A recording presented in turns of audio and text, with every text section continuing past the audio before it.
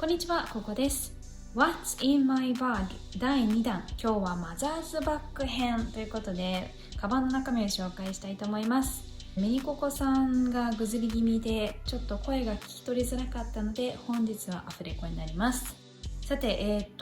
以前もカバンの中身の紹介をしたんですけれども、子供が生まれて4ヶ月経ちまして、普段出かける時にどんなものを持っているのかっていうのを紹介したいなというふうに思います。ではスタート。まずはカバンプラスティシティです。10年後になくなるべきブランドっていうのがコンセプトで、そこに惚れました。これ何からできてるか予想できますか？実は素材はなんとビニール傘なんです。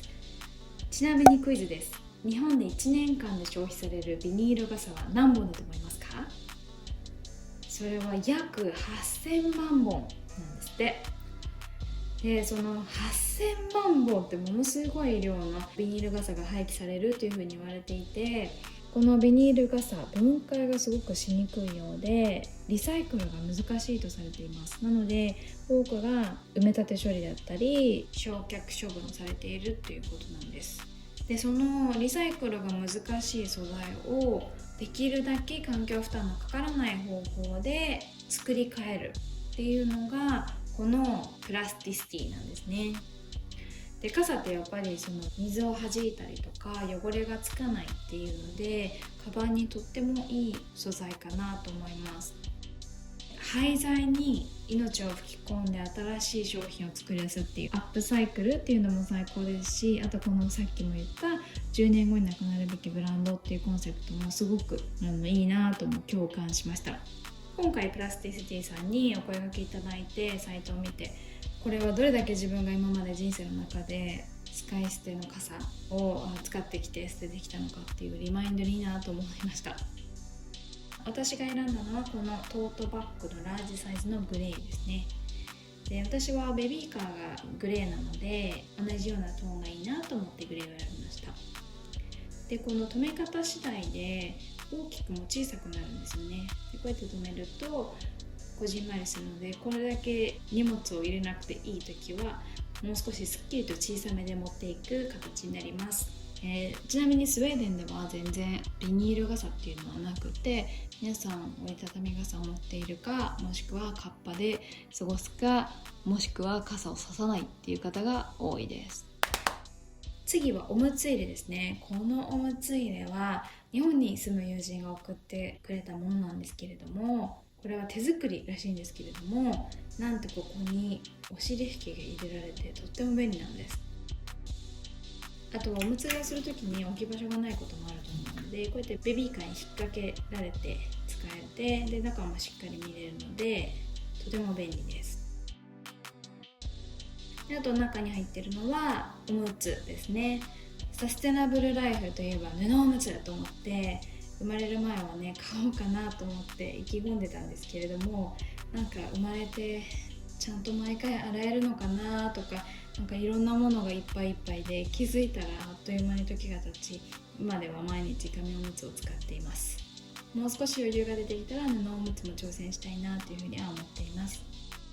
SDGs 上位国スウェーデンという前回の動画でも紹介したんですけれども、リベロっていうスウェーデンのブランドのおむつを使ってます。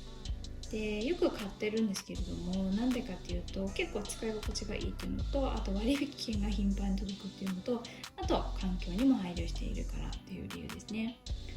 で、もう一つサステナブル商品としてエコバイナティっていうブランドもあるんですね。で、こっちも買ってみました。いい感じです。これはオイルベースのプラスチックを一切に使わないっていうもので、プラントベースでできた包装紙を使っている。お尻拭きに関しては 100% コンポスト可能っていう風なものなので、とてもサステナブルでいいなというふうには思います。ちなみに金額で比較すると1つ50個入ってるんですけれども、リベロは1つ118クローネ、つまり1個このおむつ1つでいうと 2.36 クローネですね。で、こっちのエコバイナティの方は1パック135クローナなので1個あたりは 2.7 クローネですね。若干高いかなっていう感じですが、そこまで大きな差はないなっていう感じです。で次、あと着替えですね。もうこれも大事で、我が家はできるだけ子供用品は新しいものを買わないように心がけていて、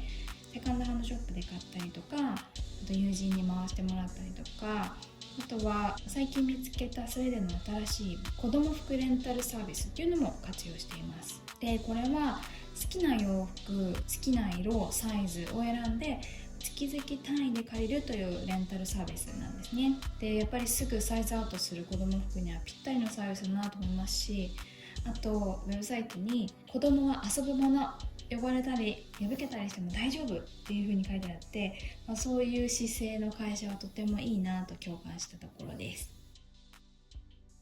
であと雨が降るときはベビーカーについてた雨具ですね。これをパパッとかけるだけのやつ、ぐちゃぐちゃって畳んでますね。で、水筒、今は母乳だけで幸い済んでいるので、これは自分用の水ですね。水分補給大事です。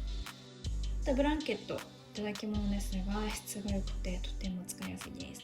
でこれは出先でおむつ替える時とか、直接子供着たくないなって時があればこの上に乗っけたりもできるので必ず持っています。あと歯固めですね。歯が生える段階でいずいのかなっていう感じなので、キリンの歯固めをこれを持ってます。持ちやすいようですね。あとガーゼ、よだれかけもつけますが一応ガーゼも持ってます。あとお友達にもらったこのおしゃぶりホルダーとデンマークデザインのレトロおしゃぶり、これを持ってますね。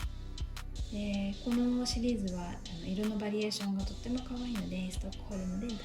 気です。あとは抱っこひも、今つけているものですけれども、これも友達から借りたベイビービョーンの抱っこひもになります。重たい赤ちゃんをね、長時間抱っこして操す必要がある場合、もう母の救世主となっています。それからこのおもちゃですね。カシャカシャ音が鳴るので、ユニココさんの最近のお気に入りです。あとは以前の What's in my bag で話した内容とほとんど変わりないんですけれども、エコバッグ、携帯、鍵、財布、リップ、日焼け止めあたりですかね。このあたりを持っています。でこのカバンにはポケットがついてないので、こうやって布袋に入れて分けています。はい、以上になります。北欧スウェーデンからサステナブルライフを学んでシェアしているので、よかったらいいね、コメント、チャンネル登録お願いします。ではまた。ヘイドー。